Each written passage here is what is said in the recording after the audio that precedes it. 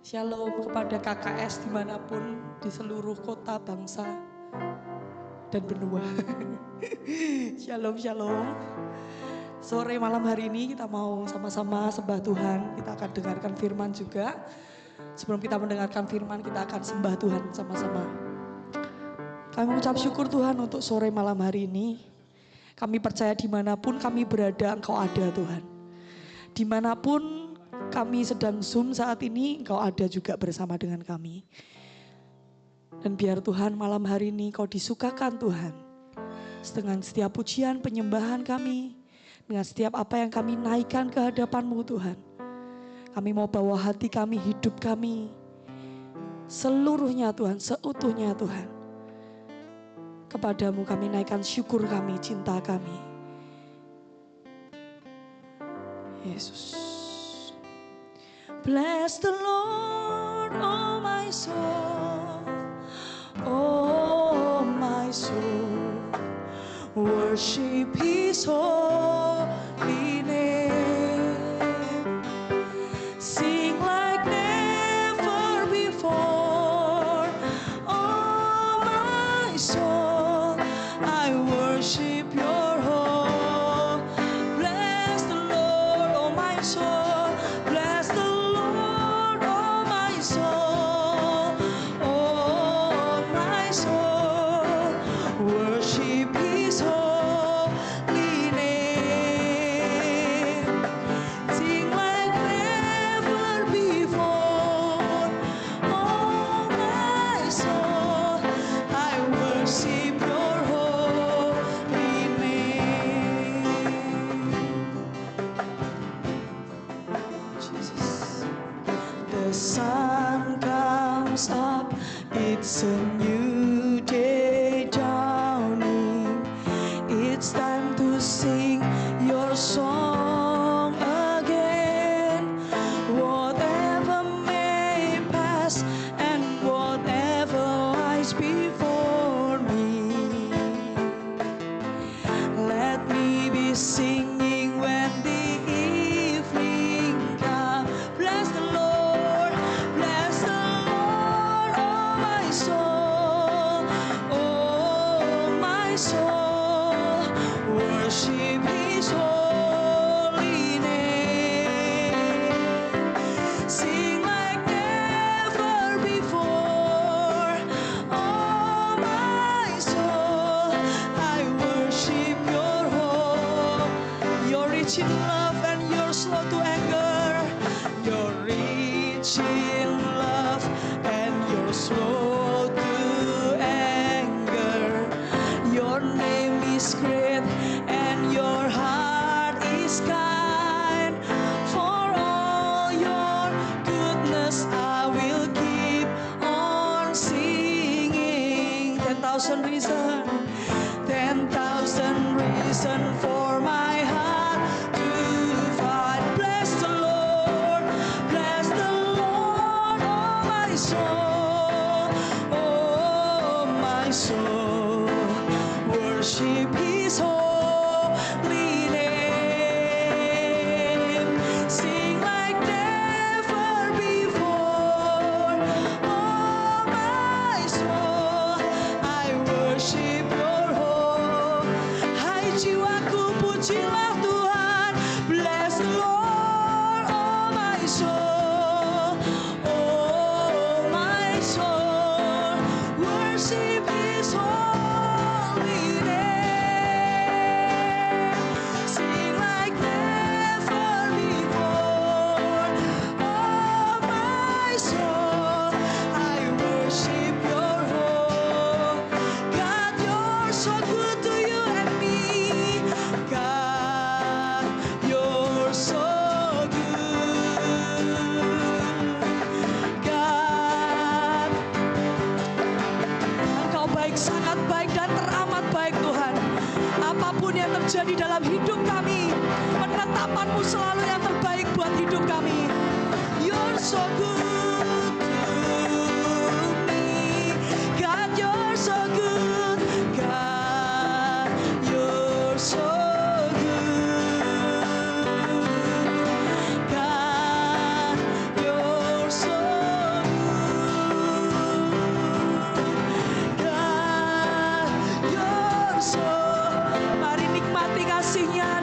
cintanya dalam hidup kita.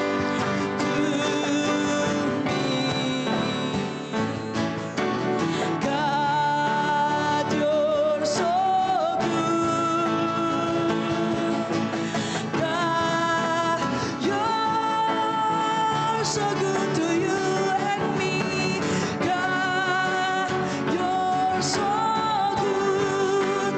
You're so good to me. God, you're so good. God, you're so good. Yes, you are, Jesus. Yes, you are, oh God. Yesus, kami bersyukur kami punya Allah seperti-Mu.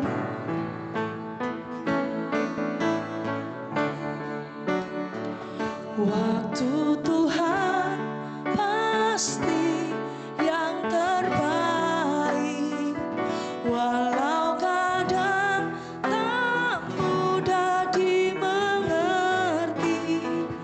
Lewati cobaan, ku tetap percaya waktu Tuhan pasti yang terbaik. Waktu Tuhan pasti yang terbaik, walau kadang tak mudah dimengerti. Kami mau tetap percaya Tuhan. Cobaan, ku tetap percaya waktu Tuhan pasti yang terbaik. Waktu Tuhan pasti yang terbaik, walau kadang tak mudah dimengerti. Lewati cobaan, ku tetap percaya waktu Tuhan pasti yang terbaik. Ku tak akan menyerah pada apapun juga. Sebelum ku coba semua yang ku bisa, tetapi ku berserah kepada kehendak-Mu. Hatiku percaya Tuhan punya rencana. Ku tak akan menyerah pada apapun juga. Sebelum ku coba semua yang ku bisa, tetapi ku berserah kepada kehendak-Mu. Hatiku percaya.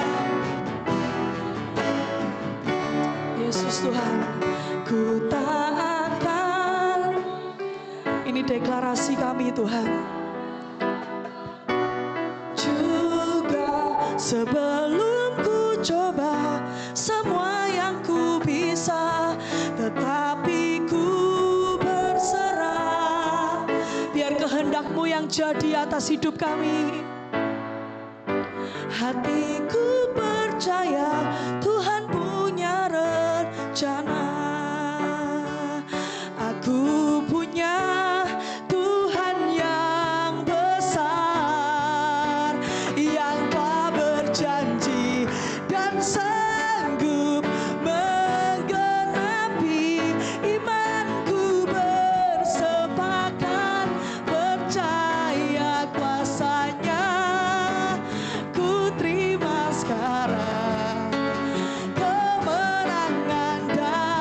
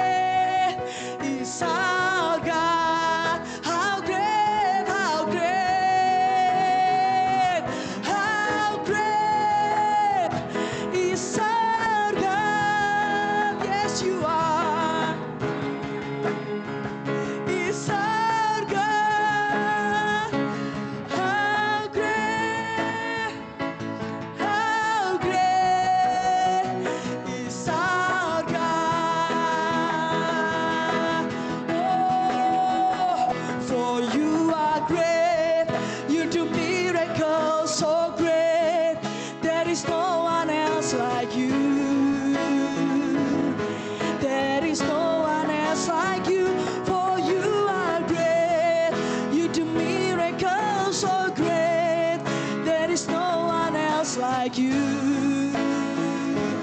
There is no one else like you. Oh, for you are great. You do miracles so great. There is no one else like you. There is no one else like you. For you are great. You do miracles so great. There is no one else like you. There is no one else like you. For you are great. You do miracles so great. There is no one else like you. We declare you are great, Jesus. For you are great. You do miracles so great. Oh, there is no one else like you. Ku nyanyi Hosana bagi Rajaku yang duduk, kami muliakan.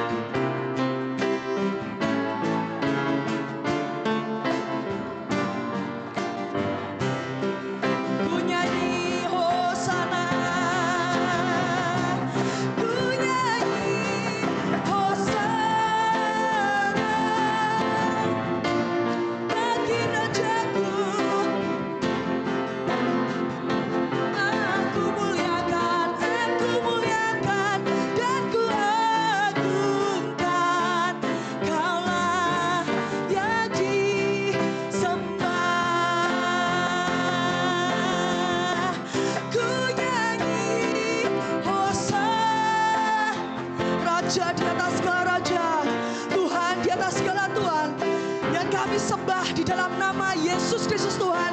Kau yang bertahta dan berdaulat Tuhan atas malam hari ini, di setiap tempat kami berada, atas kota Cilacap, di dalam nama Tuhan Yesus.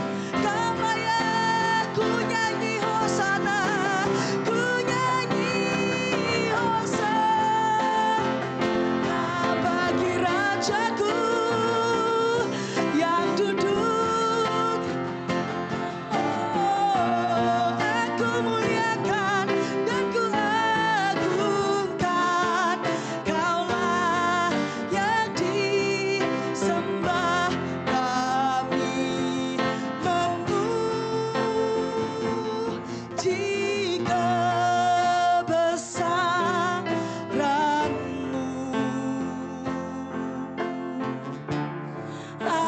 Ajaib. Oh, ajaib Tuhan. Kami memuji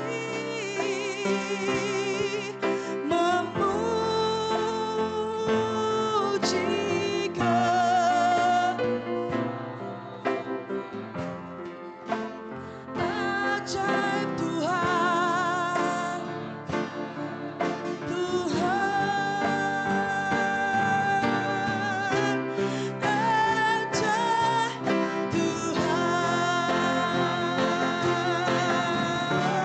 Then sings my soul, my Savior God, to Thee. How great Thou art! Oh, how great Thou art! Then sings my soul, then sings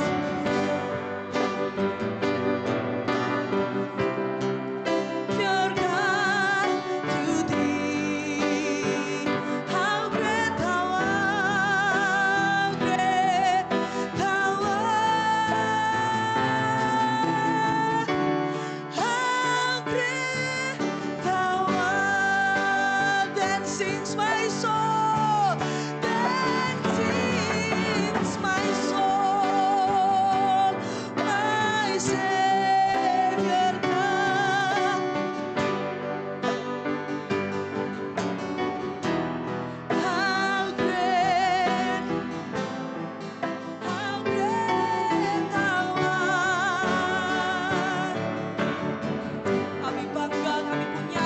seperti-Mu Yesus. And sings my soul, my Savior God, to Thee.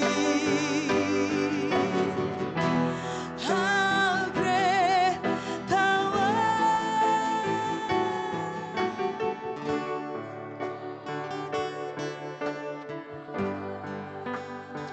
Yesus, how great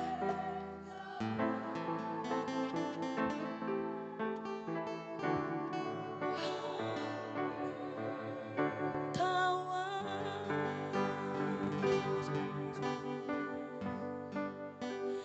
Terpujilah Tuhan Yesus,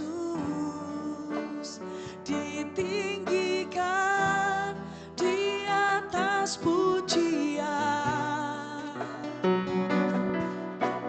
Dari dalam lubuk hatiku, ku sujud dan berterima. Terpujilah Engkau, terpujilah Tuhan Yesus, ditinggikan di atas pujian. Biar dari dalam lubuk hati kami, dari dalam lubuk hatiku, ku sujud dan berterima. Terpujilah, terpujilah. Tiada yang seperti-Mu Yesus, ditinggikan di atas pujian. Dari dalam lubuk hatiku, ku sujud dan berterima.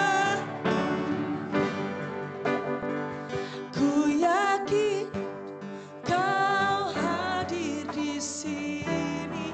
Amin. Ku rasa dimanapun kami ada, Tuhan, kami percaya Kau hadir. Dan kami sedang merasakan kuasa-Mu yang tidak terbatas. Kemenangan terjadi di sini. Ku yakin Kau hadir di sini. Ku rasakan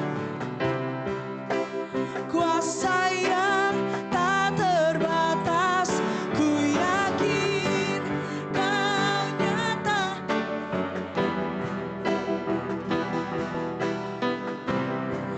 Terjadi di sini. Ku yakin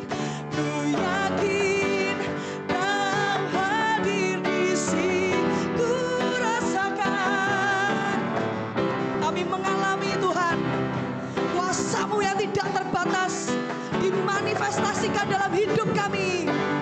Nyata di sini, kemenangan terjadi di sini.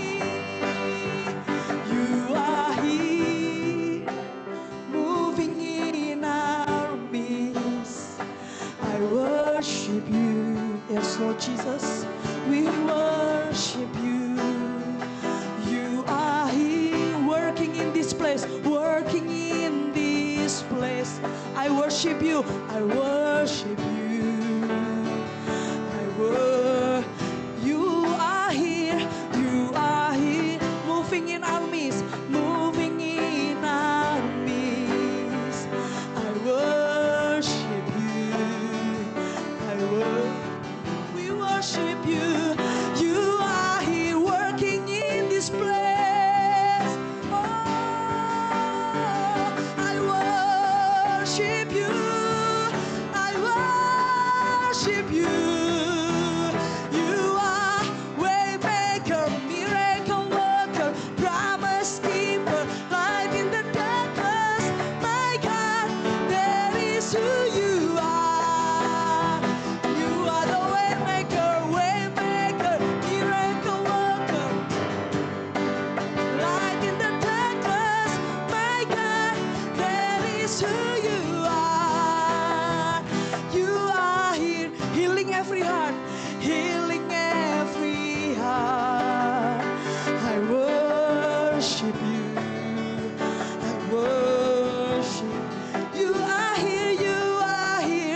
touching every heart, touching every heart.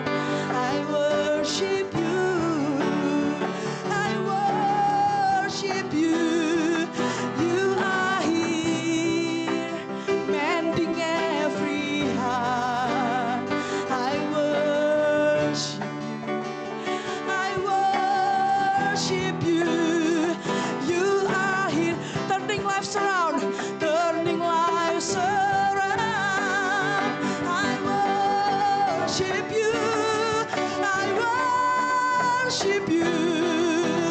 You are waymaker, miracle worker, promise keeper, light in the darkness. My God, that is who you are. You are the waymaker, miracle worker, promise keeper.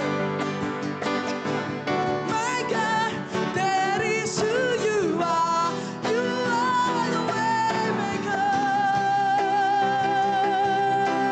promise keeper, light in the darkness.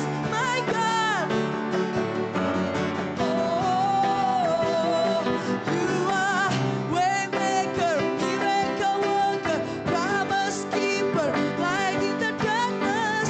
My God, that is who you are. Even when I don't see it, you're working. Even when I can feel it, you're working. You never stop, you never stop, you never stop. Ini deklarasi iman kami. Even when I don't see it, you're working. Even when I don't see it, you're working. You never stop working. You never stop working. Even when I don't see it, you're working. Even when I can feel it, you're working. You never stop, you never stop, you never stop, you never stop, you never stop working. You never stop, you never stop. You say, you never stop working. You never stop working. You are waymaker, miracle worker. Light in the darkness. My God. Oh, you are the waymaker. Promise keeper, light in the darkness. My God, that is who you are. Hallelujah. Praise the one who set me free. Hallelujah. Death has lost its grip on me. You have broken every chain. There's salvation in your name, Jesus Christ, my living hope. Hallelujah.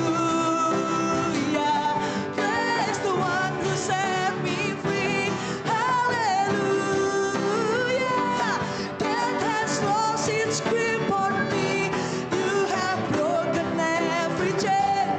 There's salvation in your name, Jesus Christ, my living hope. One more time.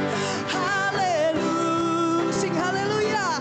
Praise the one who set me free. Hallelujah. Death has lost its grip on me. You have broken every chain. There's salvation in your name, Jesus Christ, my living hope.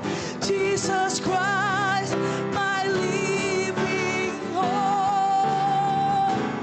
Jesus Christ, my living hope.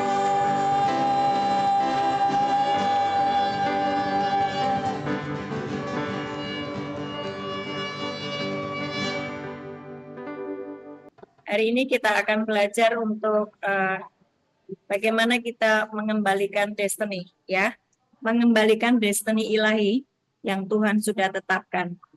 Destiny itu apa sih? Destiny ilahi itu apa sih? Semua kehendak Tuhan atas kehidupan kita, ya, semua kehendak Tuhan atas kehidupan kita.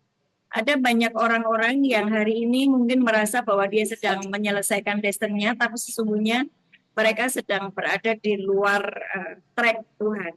Ya. Dan sekarang mari kita ingat kembali sebetulnya apa sih seluruh kehendak Tuhan atas kehidupan kita. 1 Timotius 2 ayat 3 sampai 4. 1 Timotius 2 ayat 3 sampai 4.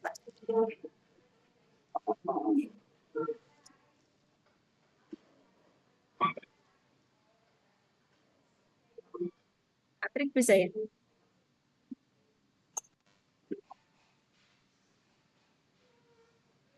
Satu Timotius 2 ayat 3 sampai 4, itulah yang baik dan yang berkenan kepada Allah juru selamat kita. 4 yang menghendaki supaya semua orang diselamatkan. Sebentar ya. 1 Timotius 2 ayat 3 sampai 4. Itulah yang baik dan yang berkenan kepada Allah juru selamat kita, yang menghendaki supaya semua orang diselamatkan dan memperoleh pengetahuan akan kebenaran. Jadi Bapak Ibu mesti mengerti seluruh kehendak Tuhan.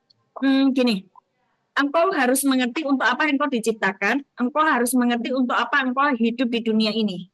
Ya, harus mengerti. Yang Tuhan kehendaki adalah agar semua orang diselamatkan. Yang pertama, agar semua orang diselamatkan. Yang kedua, agar semua orang memperoleh pengetahuan akan kebenaran. Ya, itulah yang menjadi kehendak Tuhan, agenda Tuhan. Artinya kalau kita ini ditanya destiny kita ini apa, harus ngerti itu dulu. Bahwa Tuhan itu menginginkan semua orang diselamatkan. Yang kedua, agar mengerti, akan memiliki yang namanya pengetahuan akan kebenaran. 2 Petrus 3 ayat 9. 2 Petrus 3 ayat 9.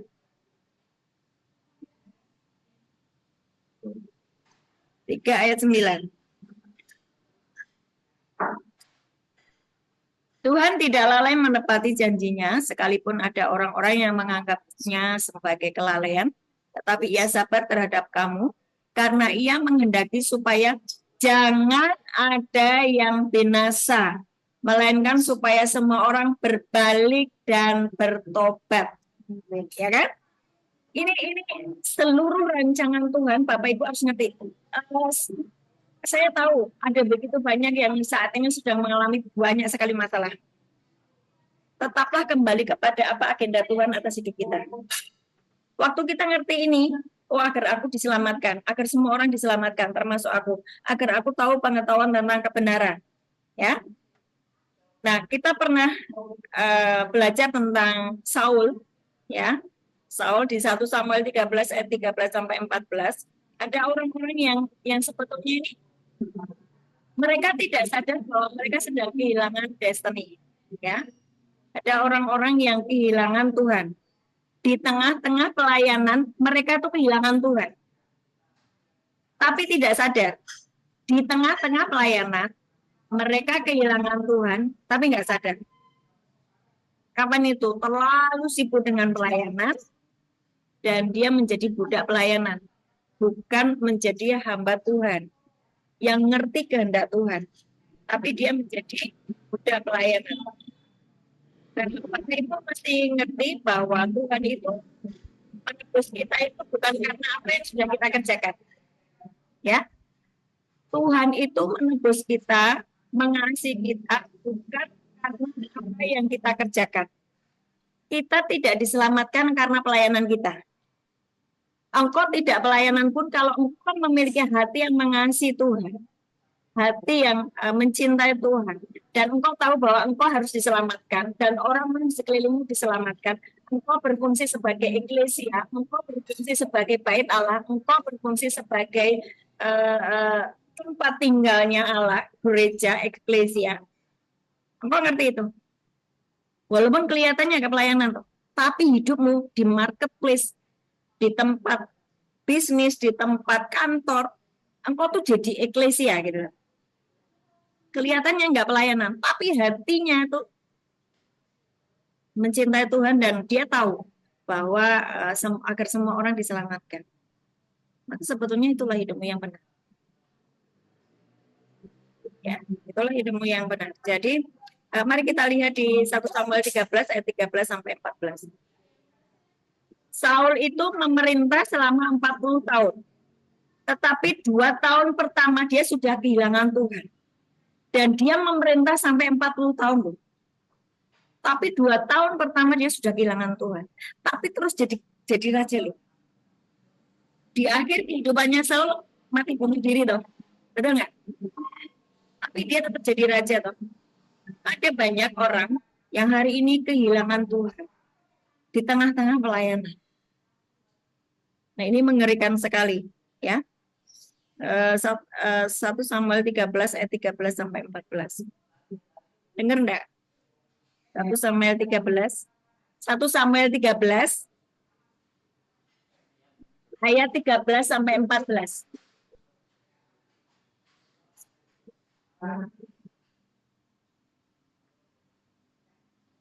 Kata Samuel kepada Saul, perbuatanmu itu bodoh. Engkau tidak mengikuti perintah Tuhan Allahmu yang diperintahkannya kepadamu, sebab sedianya Tuhan mengokohkan kerajaanmu atas orang Israel untuk selama-lamanya. 14. Tapi sekarang kerajaanmu tidak akan tetap. Tuhan telah memilih seorang yang berkenan di hatinya, dan Tuhan telah menunjuk dia menjadi raja atas umatnya, karena engkau tidak mengikuti apa yang diperintahkan Tuhan kepadamu. Dari mana kita tahu bahwa Saul itu memerintah selama 40 tahun? Kisah Para Rasul 13 ayat 21. Kisah Para Rasul 13 ayat 21. Kisah Para Rasul 13 ayat 21.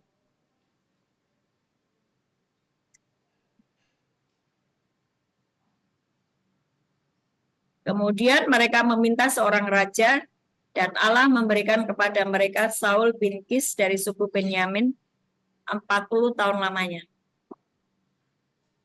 40 tahun lamanya jadi raja. 2 tahun pertama menjadi raja dia sudah kehilangan Tuhan. Bapak Ibu yang dikasih Tuhan, kita ini sekarang ada di tengah-tengah kota Cilacap ya. Kita tadi itu ada sebuah miss ya. Kita sudah pesan restoran, di mana kita bisa Zoom. Ruangan itu kita pakai setahun yang lalu. Tapi rupanya ada sebuah miskomunikasi sehingga mereka tidak tahu bahwa kita ini sudah booking. Terus akhirnya dengan kecepatan yang luar biasa, tim ini bergerak mencari restoran yang bisa dipakai. Dan puji Tuhan ini ada di tengah-tengah perapatan. Dan tadi itu tiba-tiba Tuhan itu girang sekali. Gini loh, senang banget dengan apa yang kita kerjakan. Ini restoran lumayan gede, kita pakai semuanya.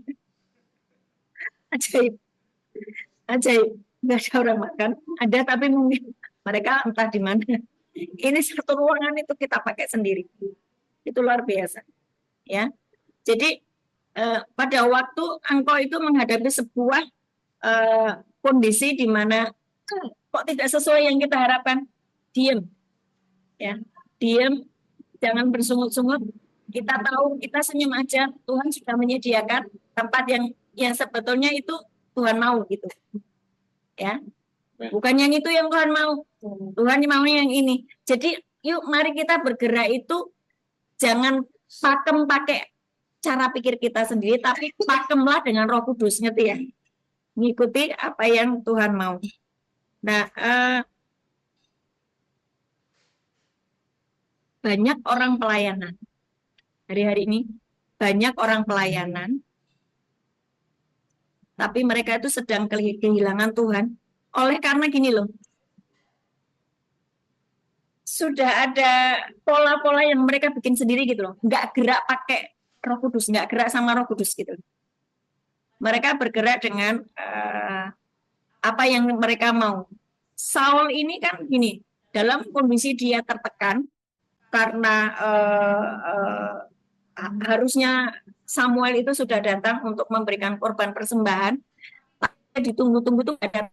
Akhirnya dia pakai keputusannya sendiri mempersembahkan korban bakaran. Padahal itu tugasnya imam. Nah, di situ tuh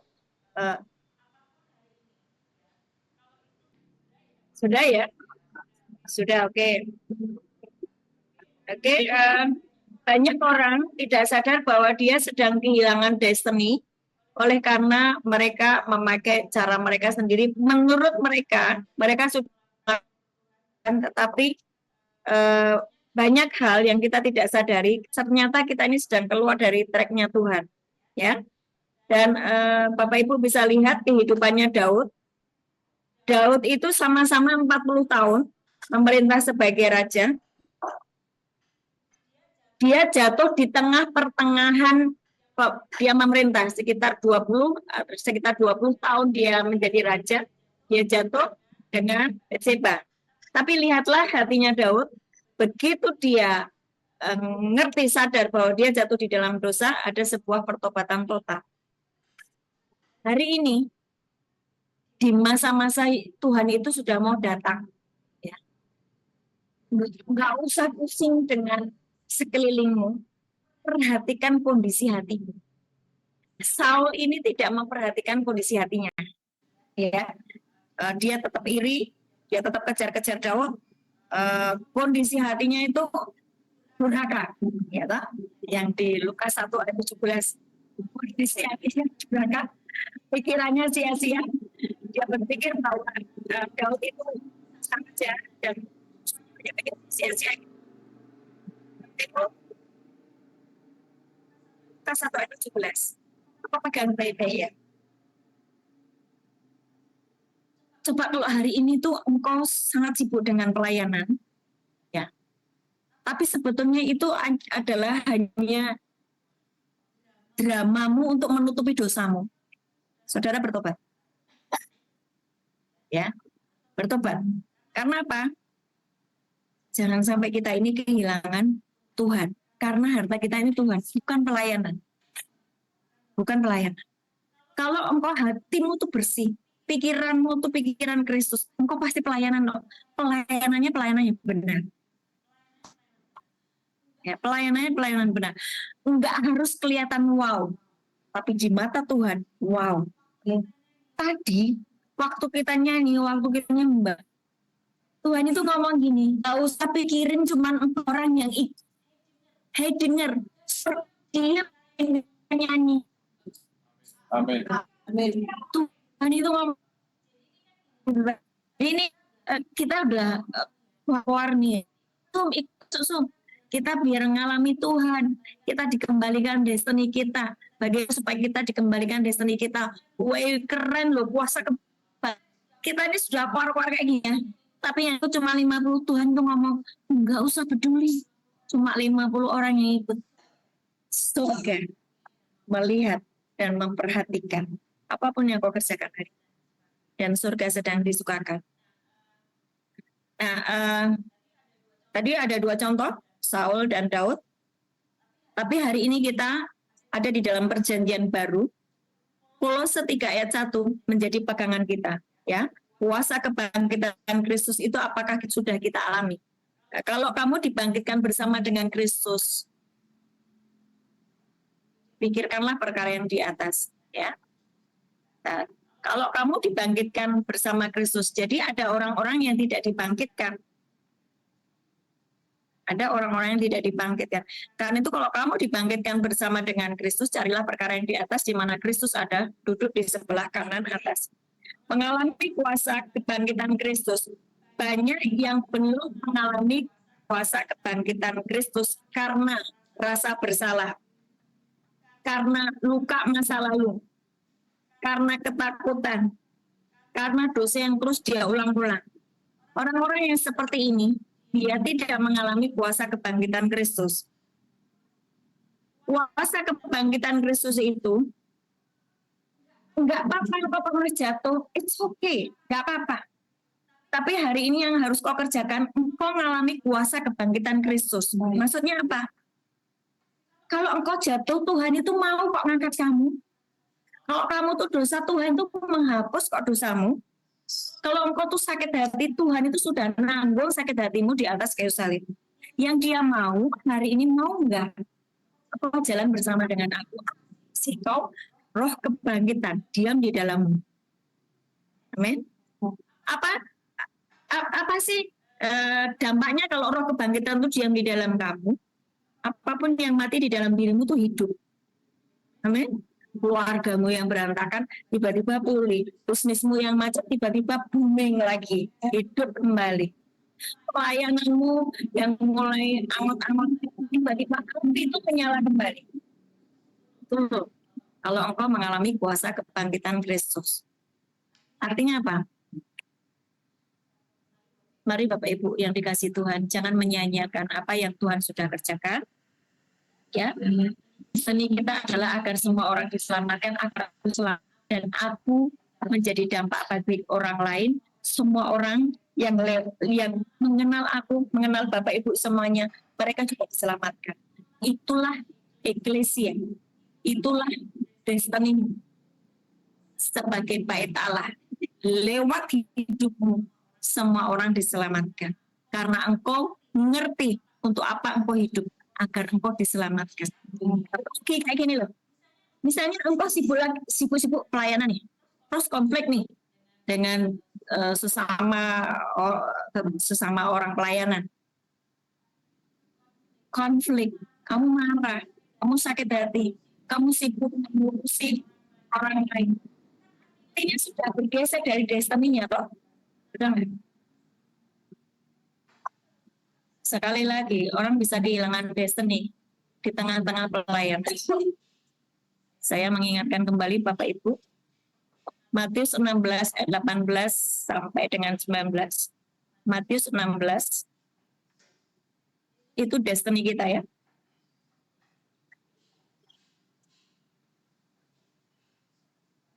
Saksian.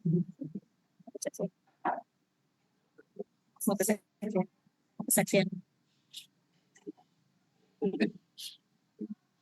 Matius 16 ayat 18 sampai 19. Dan aku pun berkata kepadamu, engkau adalah Petrus, dan di atas batu karang ini aku akan mendirikan jemaatku, dan Allah mau tidak akan menguasainya. 19. Kepadamu akan kuberikan kunci kerajaan surga. Apa yang kau ikat di dunia ini akan terikat di surga, dan apapun yang kau lepaskan di dunia ini akan terlepas di surga. Saudara perhatikan, Petrus mengkhianati Tuhan 3 kali. Destiny-nya dikembalikan. Bahkan dia diberi kunci kerajaan surga. Apa yang kau ikat di dunia, terikat di surga. Apa yang kau lepaskan di dunia, terlepas di surga. Bahkan di ayat 18 tadi, ayat 18, aku berkata kepadamu, engkau adalah Petrus, di atas batu karang ini aku akan mendirikan jemaatku. Allah mau tidak akan menguasainya. Perhatikan, ketika engkau ngerti destiny-mu, mau gemetar lihat hidupmu, mau tidak bisa menyentuhmu, bahkan engkau bisa berkata kepada banyak orang dan berkata, hei mau banyak dari orang ini. Itu destiny-mu sebagai gereja, sebagai eklesia, sebagai bait Allah. Enggak usah pusing dengan orang lain yang membicarakan. Fokuslah pada apa yang menjadi kehendak Tuhan. Agar engkau diselamatkan, semua orang diselamatkan, dan semua orang mengenal kebenaran. Amin. Sesimpel itu. Supaya engkau tetap ada di ruang tahta, menyenangkan hati Tuhan. Fokus, ya, menyenangkan hati Tuhan. Teman-teman yang ada di sini, apakah ada yang mau kesaksian? Saya menawarkan diri kepada semua yang mau menawarkan. Mau kesaksian? Duduk di sini.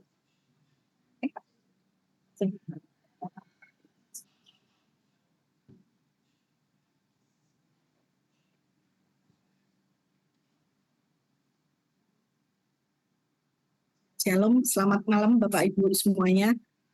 Jadi saya mau kesaksian tentang beberapa waktu yang lalu yang terjadi dalam hidup saya ya. Sampai sekarang pun saya masih terheran dengan pekerjaan Tuhan dalam hidup saya, terutama dalam pikiran saya. Saya ini kan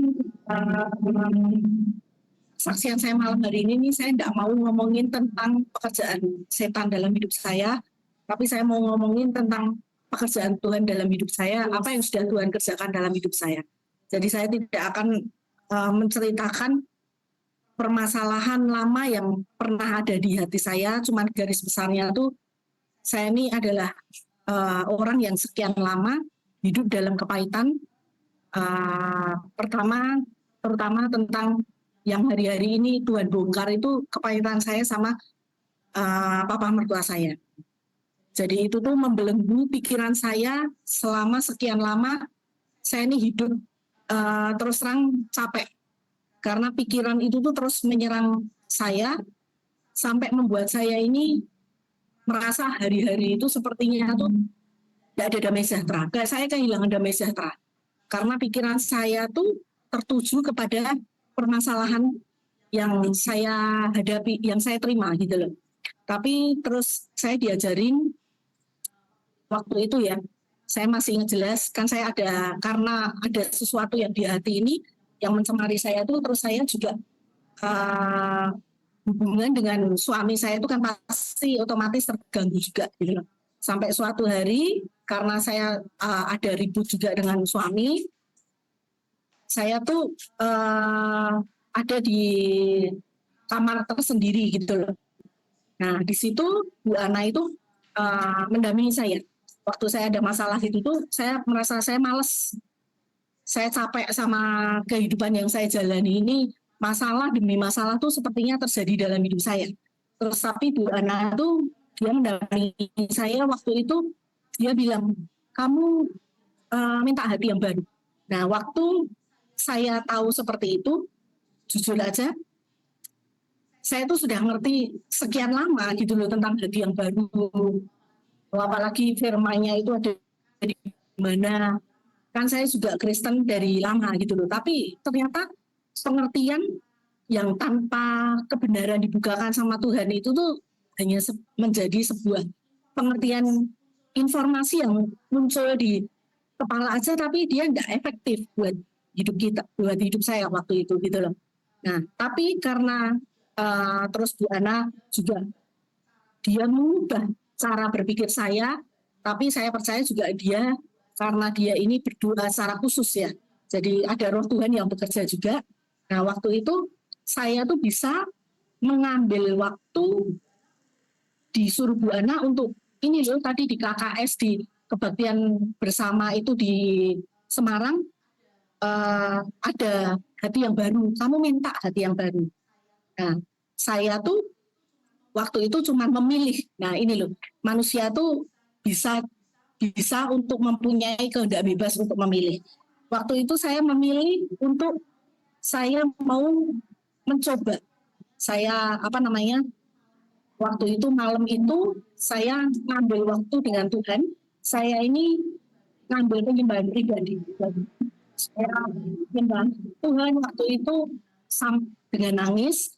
Tapi saya tuh dengan sebuah keinginan, menginginkan seperti kayak anak kecil ya, mungkin karena saya juga sebagai manusia tuh saya sudah merasa capek dengan yang ada di hati ini. Kalau orang tuh kalau membawa luka itu kan didorong sama setan itu terus untuk berpikir sesuatu yang negatif terus. Nah, dan reaksi manusia kalau membawa sesuatu yang negatif itu dia pasti akan bikin benteng. Saya sudah merasa capek membangun benteng terus-terusan dalam hidup saya itu. Terus waktu itu saya malam, saya doa, saya nyembah Tuhan, saya itu cuma ngomong, Tuhan aku pengen hati yang baru. Aku pengen minta hati yang baru.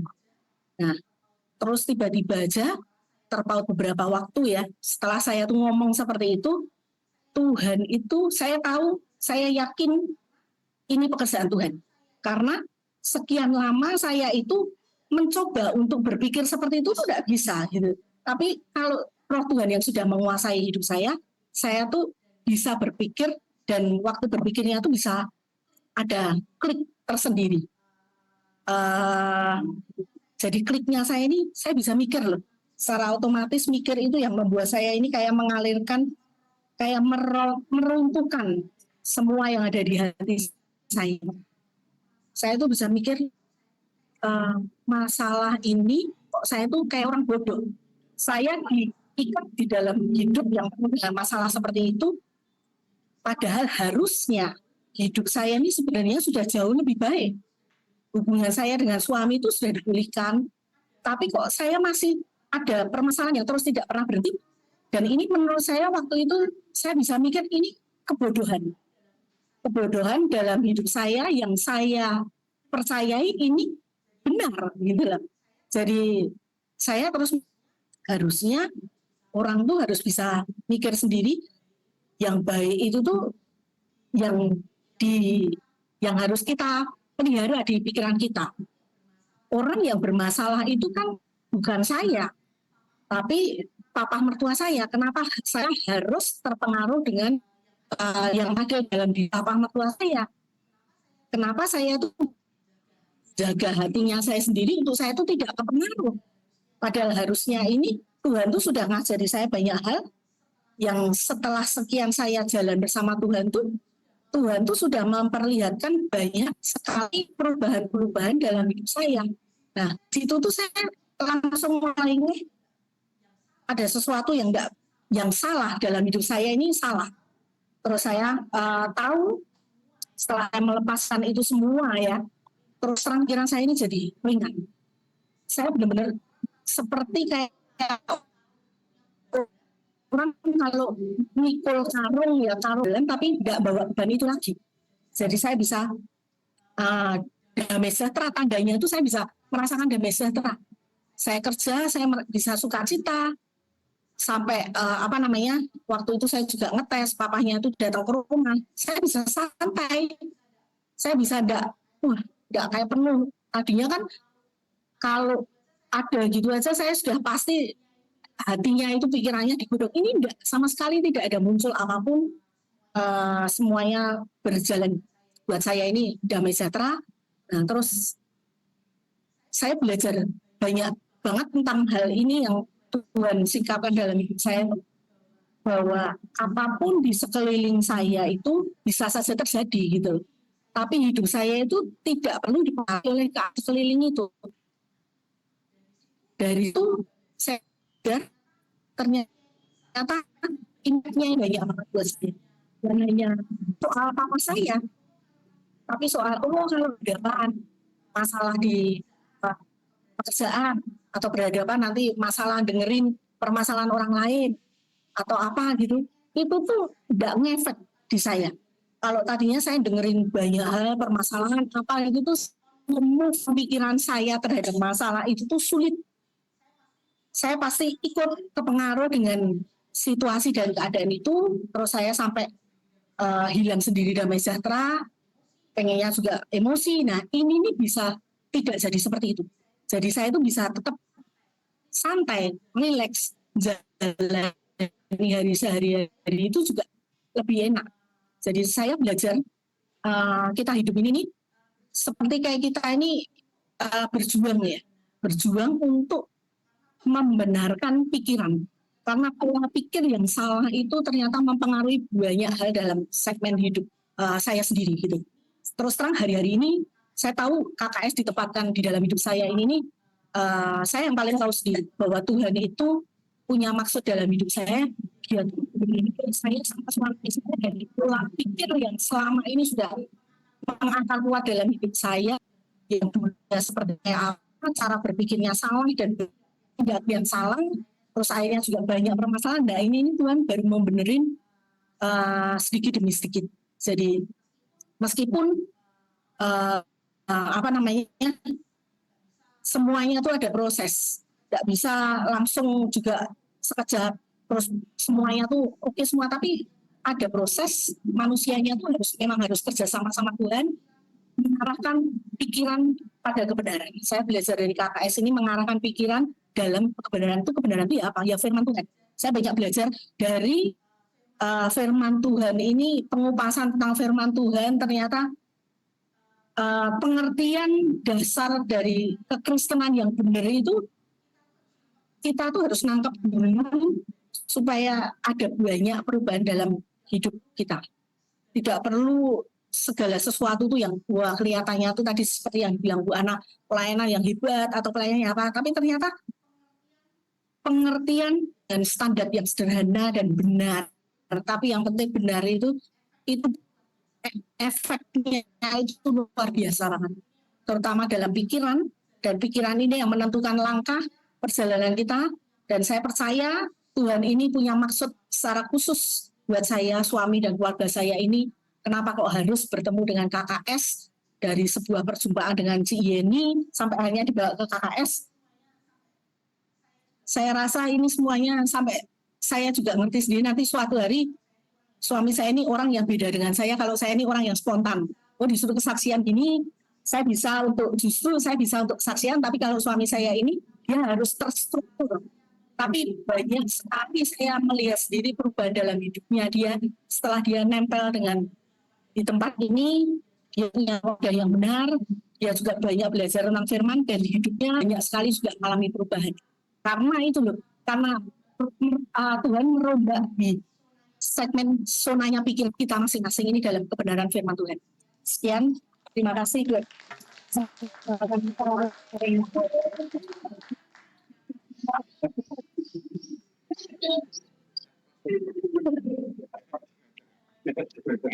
Gini, 1 Timotius 2 ayat 3-4 jelas ya dengan kesaksian ini ya. Yang Tuhan kehendaki adalah agar orang selamat dan agar semua orang mengenal kebenaran. Ya, waktu semua orang mengerti kebenaran itu akan memerdekakan hidup. Kebenaran itu apa sih? Firman Tuhan. Itu akan memerdekakan hidup. Engkau selamat, engkau tahu kebenaran, engkau tahu kuasa kebangkitan, maka semua di dalam hidupmu yang tadinya mati, ya kan? Ya, tadinya kan mau maju, mundur lagi, mau maju, mundur lagi. Ada sebuah tipuan-tipuan yang dilakukan oleh iblis karena salah fokus ya, fokus kepada sesuatu yang tidak penting. Mari fokus kepada firman Tuhan. Firman Tuhan ngomong lakukan. Maka kuasa kebangkitan itu akan Bapak Ibu alami, ya. Dan engkau sedang dikembalikan destinimu. Kalau Vivi ini dia tidak mengerti kebenaran, dia akan kehilangan destininya dan dia akan kehilangan Tuhan. Betul nggak? Uang dia pahit. Nggak ada orang pahit yang selamat. Nggak ada orang yang tidak bisa mengampuni itu selamat. Ya, jadi tidak bongkar hati yang durhaka. Hati yang durhaka. Milikilah hati yang baik, benar, mudah dibentuk, hati yang baru, dan pikiran orang-orang benar, pikiran Kristus. Pasti engkau akan mengalami yang namanya breakthrough di tengah-tengah kegelapan di saat-saat ini. Oke, saya rasa kita bisa selesai hari ini karena kita lagi di ruangan ya. Ada waktu yang harus kita ikuti. Saya tutup dulu malam hari ini. Kita berdoa untuk besok pagi. KKS akan melayani di Nusa Kambangan onsite. Berdoalah kalian di rumah masing-masing. Mengikat roh jahat yang ada di dalam diri mereka dan minta Roh Kudus untuk menjamah mereka. Itu aja ya, yang saya mau Bapak Ibu sepakat dengan saya. Ya, supaya apa? Ketika engkau berdoa, akan terjadi sesuatu. Akan terjadi sesuatu. Penjara-penjara kosong di tempat mana tuh surga kami berdoa ini, engkau sedang mengembalikan destiny kami, engkau sedang memulihkan hati kami, engkau sedang menyatukan kami kembali dengan keberadaanmu, dan engkau sedang memberikan kuasa kebangkitan itu atas hidup kami. Dan hari ini apapun yang mati dalam hidup kami akan hidup di dalam nama Yesus, dalam nama Yesus. Bapa di surga, malam hari ini kami berdoa untuk besok pagi kami mau melayani di Permisan dan Kembang Kuning. Kami mengikat roh-roh jahat yang ada di dalam diri, maka seluruh jemaat kami ikat, kami patahkan dalam nama Yesus. Kuasa Roh Kudus bekerjalah, menjamah mereka mulai malam hari ini. Tuhan berbicara langsung kepada mereka lewat mimpi, lewat penglihatan, lewat telinga yang terbuka di dalam nama Yesus. Roh Kudus jamah mereka. dan kehadiran kami Tuhan di tempat ibadah besok Tuhan Yesus, Engkau yang hadir melawat mereka. Engkau yang hadir memulihkan mereka. Engkau yang memberikan hati yang baru kepada mereka. Dan pikiran Kristus di dalam nama Yesus. Pikiran mereka dibaharui untuk memiliki pikiran orang-orang benar. Pikiran Kristus di dalam nama Yesus. Tuhan, kami persembahkan seluruh jiwa-jiwa ini ke dalam tangan-Mu. Engkau berkata, mintalah jiwa-jiwa, aku akan memberikan kepadamu. Hari ini kami minta Tuhan, jiwa-jiwa di Kembang Kuning, Permisan, dan seluruh Cilacap ini di dalam nama Yesus. Untukmu Tuhan, untukmu, untukmu. Kami rampas. Amin, amin. Tuhan Yesus memberkati. Amin. Amin. Itu semua yang memberkati. Doakan.